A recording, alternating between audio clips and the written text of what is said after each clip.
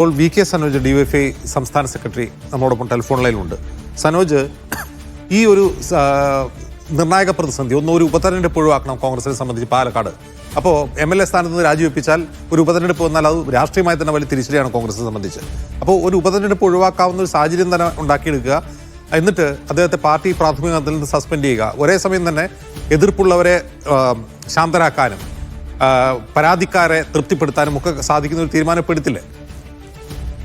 എതിർപ്പുള്ളവരൊന്നും ശാന്തരാവില്ല. ഇത് പാലക്കാട് ജനങ്ങളെ അപമാനിക്കലാണ്.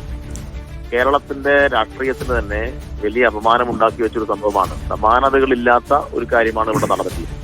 അതുകൊണ്ട് പാലക്കാട് MLA ആയിട്ട് തുടരാൻ ഒരു നിമിഷം പോലും രാഹുലിന് അർഹതയില്ല. ഇത് ജനങ്ങളുടെ കണ്ണിൽ പൊടിയിടുന്ന തീരുമാനമാണ്. കോൺഗ്രസിന്റെ പ്രാഥമിക അംഗത്വത്തിൽ പോലും വരാൻ യോഗ്യതയില്ലാത്ത ഒരാളെ എന്തിനാണ് ജനങ്ങളുടെ മേലെ MLA ആയിട്ട് അടിച്ചേൽപ്പിക്കുന്നത്?